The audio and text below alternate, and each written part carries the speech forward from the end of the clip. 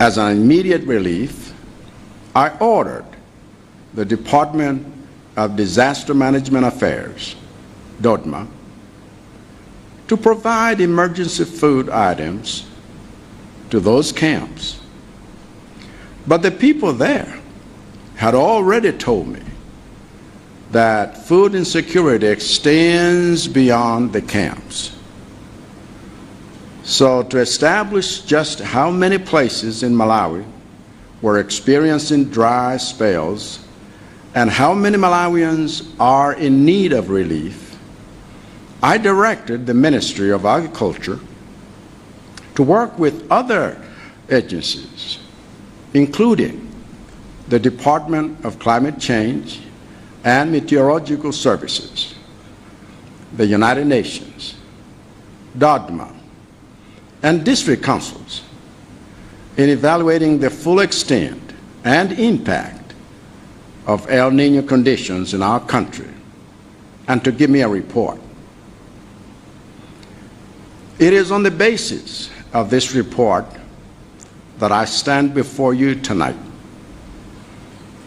By the powers conferred upon me by Section 37, subsection 1 of the Disaster Risk Management Act 2023, to declare a state of disaster in 23 out of Malawi's 28 districts affected by El Niño conditions.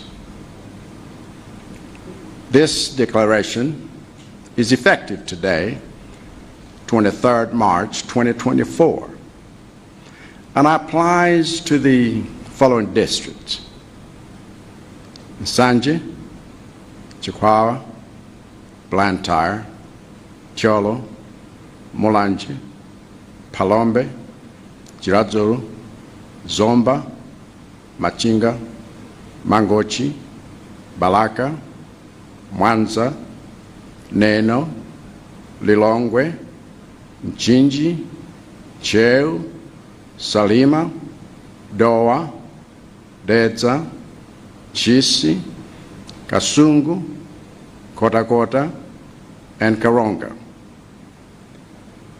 Apart from the late and erratic onset of rains, these districts have experienced inadequate rains, floods, and prolonged dry spells, which have severely damaged crops and the prospects of food production.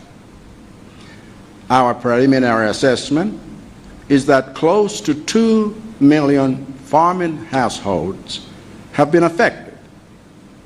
Specifically, 749,113 hectares of maize have been affected, representing 44.3% of the national crop area.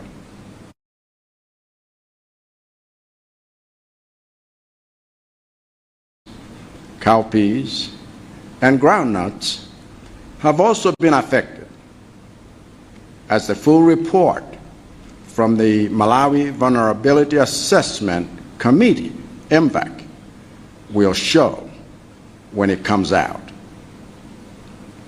Now, this is devastating. It would have been devastating enough if this was the first disaster to befall us in recent times. But, unfortunately, in the 4 years that I have been your president, this is the fourth time I have had to declare a state of disaster. As you will recall, following the disasters of 2022 and 2023, I ordered the distribution of food assistance to food insecure households, as well as the intensification of irrigation farming under the Green Belt Authority and the Mega Farm program. The irrigation strategy alone has been targeting 54,720 hectares that require 46.97 billion kwacha to cover seeds, fertilizers, pesticides, agricultural infrastructure, and solar pumps. But before these measures have had a chance to take hold and yield fruit, we find ourselves here hit by another disaster. What I saw recently in Korakora and Karonga districts is simply heartbreaking. The floods that were triggered by heavy rains have resulted in loss of lives and injuries, damage to homes, household property, as well as public infrastructure, such as roads, bridges, water points, and schools, just to name a few. Of the 17,033 households affected in these two districts, over 70% were displaced and forced into camps where they require constant support in terms of food, non-food items, restoration of service delivery, and rehabilitation of public infrastructure. But like I said, in all the 23 districts where I'm declaring a state of disaster today, the most urgent need is food because of the large number of people at risk of hunger. Accordingly, I am calling on all Malawians of goodwill, both here at home and abroad, all our development partners, the international community, all relevant United Nations agencies, the World Bank, non-governmental organizations, the local private sector, members of parliament, and all those who have any resources in cash or kind to spare to avail those resources as donations to the presidential initiative to stop hunger, which will be coordinated by my office through the Department of Disaster Management Affairs. Our initial estimate is that close to 600,000 metric tons of maize, valued at 357.6 billion kwacha, will be required for this humanitarian response program. Donations in cash or in kind should be sent to the Commissioner for Disaster Management Affairs, Private Bank 336, Lilongwe. Fellow Malawians, there is no one in this country who is at fault for any of the disasters that keep coming against us. But if we stand united and put away the politics of pettiness and negativity to confront this latest disaster, there is no one in this country who should die because of hunger. Let us once again show the world the greatness we are capable of as a people when we stand together as one. Miezi 12 yapitayi ndakhala ndili kuyenda dziko lonseli kuchezera anthu ma district once kuchokera ku Chitipa mpaka na Kunsanje, Mchinji mpaka kulikoma, kuti ndzionere pandekha mmene Amalawi akukhalira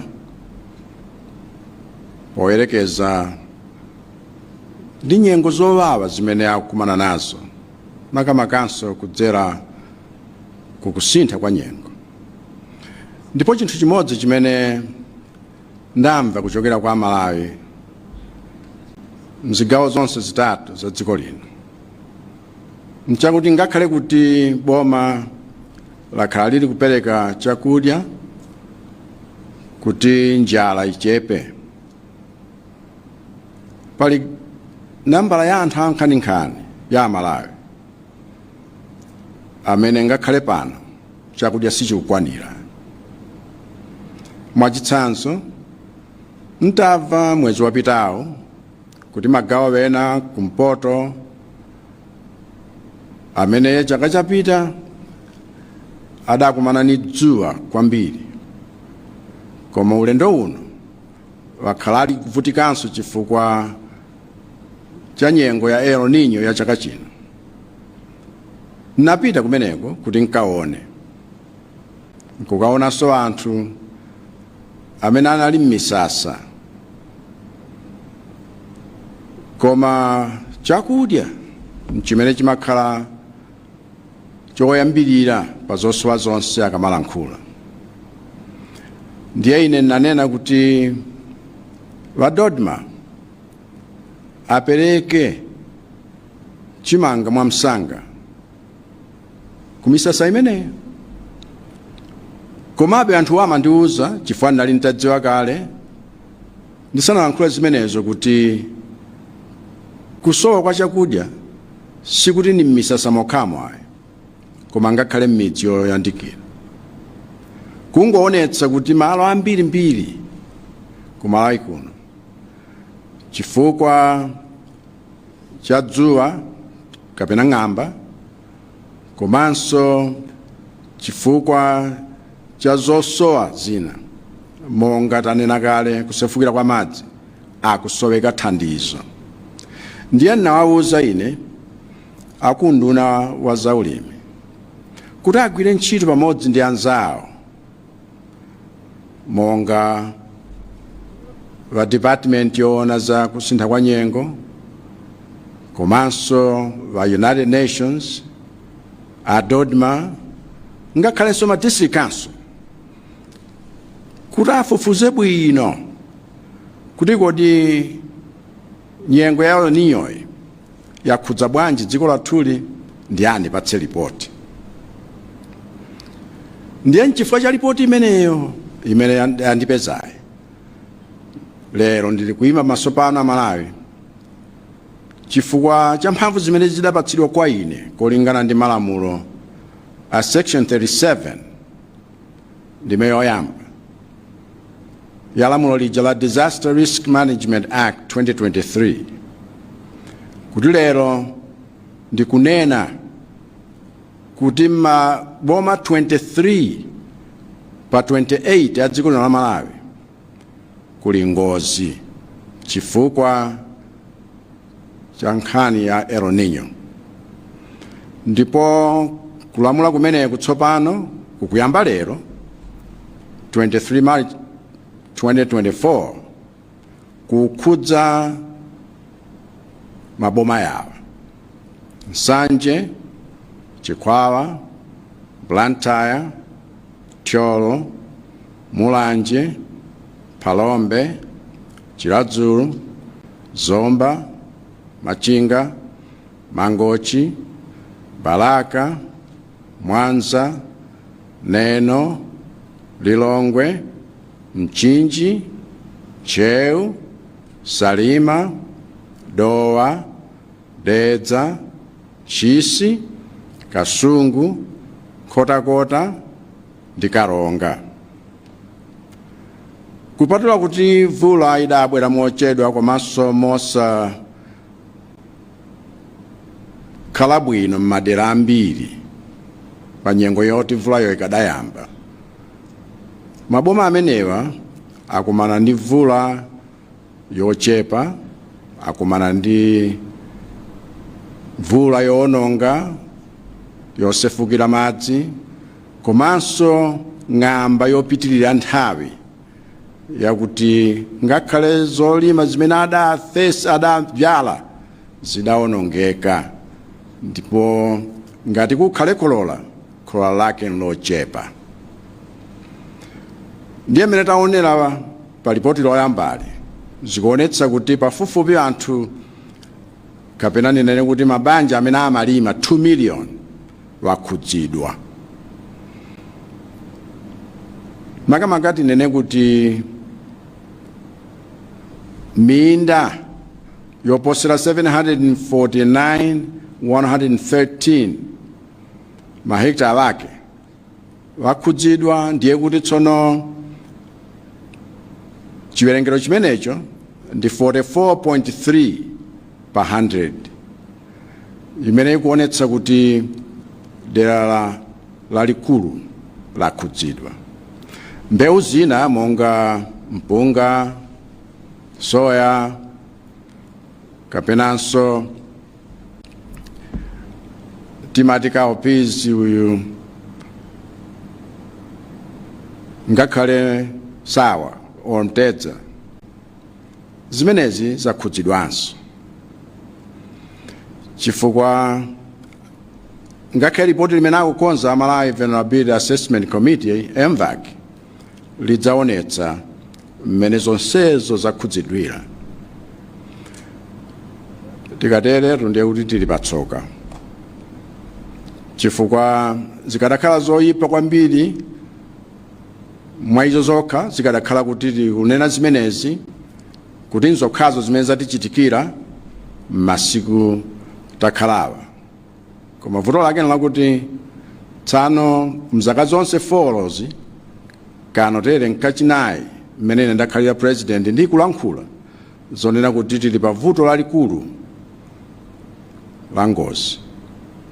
Mwina mukumbuka mmene timakalankhula za ngozi zotigwera mchaka cha 2022 mpaka 2023, ndanenapo kuti tigawe chakudya kwa wonse amene akusoweka ndipo ali pa ngozi yoti akhala ndi njala m'mabanja angapo, komanso kuti tilimbikitse ulimi wa mthirira pansi pa Green Belt Authority, komanso minda ikuluikulu tatchula kuti mega farm program imeneyi.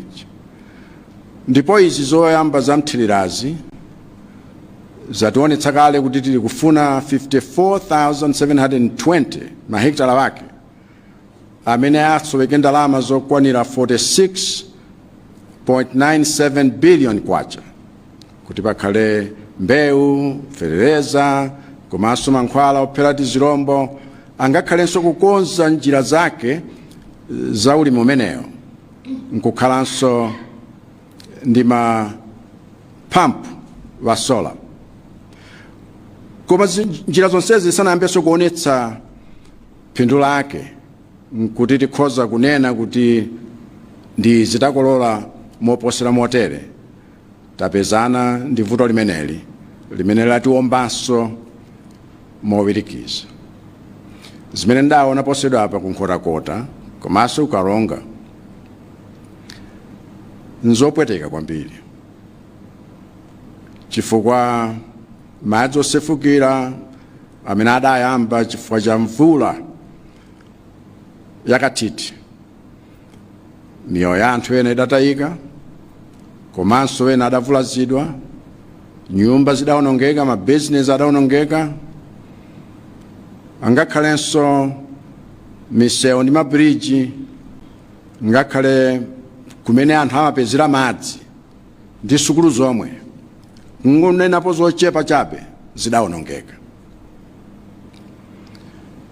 Pama banja 17,033 amene maboma awiri okhawa zidawakhudza, ndiye kuti 70 pa 100 iliyonse adasowa pokhala, adakakamizidwa athawire kumisasa kuti lizapatsa thandizo la chakudya, ngakhalenso zina zimene nzofunikira pamoyo koma si zakudya, komanso kuti apeze utumiki wina wapaderadera chifukwa chakuti zina zinthu za boma zaonongekeratu. Monga nanenaso, ma district 23 ajanatchulaja amene ndatchula kuti kuli ngozi yoopsa. Konseko maboma onsewo chimene chikufunika koposa nchakudya, chifukwa choti chiwerengero cha anthu ambiri chimene chili pa chiopsezo kusowa chakudya.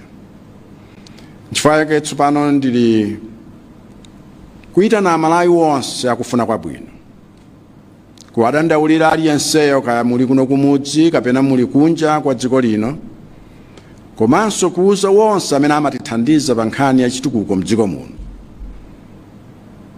amayiko akunja ngakhalenso mabungwe wa United Nations, aku World Bank, komanso mabungwe amene sali aboma. Ndili kudandaulira nonse, ngakhale ino amene muli ni mabizinesi wanu konkuno wa private sector, komanso ngakhale aphungu aku Nyumba ya Malamulo, ndi wonse amene ali nkuthekera mwina ndalama kapena kena kake kuti akhoza kuthandizirapo. Zinthu ngati zimenezo tiyeni tizipereke, chifukwa ndakhazikitsa programu iyi yakuti tithetse njala, programu pansi pa Pulezidenti yothetsa njala, imene ofesi yanga kupyolera wa Department ya Disaster Management Affairs DODMA itsogolere. Poyambirira tikuganizira kuti pafupifupi matani achimanga okwanira 600,000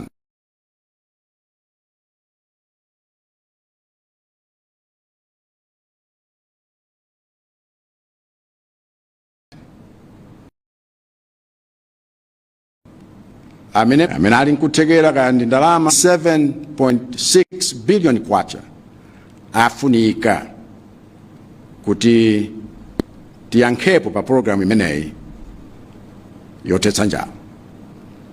Amene ali nkuthekera kaya ndi ndalama kapenanso ali nzina zofuna kupereka ku programu imeneyi, azitumize zimenezi kwa Commissioner wa DODMA, Private Back 336 ku Lilongwe. Amalawi nonse dziwani kuti palibe nena ni mmodzi yemwe mdziko muno amene nchifukwa cha iyeyo kuti ngozi ngati imeneyi kapena ngozi ngati zimenezi zikutigwera. Ife tikayima mogwirizana ngati mmodzi nkuchepetsa zakuti tingolowetsa ndale pa chilichonse kapenanso kungolankhula zoyipa pa chilichonse, makamaka pa ngozi yatigwera tsopanoyi, ndiye kuti sapezeka nena ni mmodzi yemwe mdziko lonse lino amene akhoza kufa chifukwa cha njala. Ndiye nikumemani nonse, tiyeni tionetse dziko lapansi kuti Amalawi ndife anthu okhala ndi kuthekera, kuti tikayima pamodzi ngati dziko limodzi tikhoza kuchita zinthu zoonetsa mmene ndife achikulire pa mayiko onse. Mulungu akudalitseni nonse chifukwa cha kuchereza kwanu. Zikomo kwambiri.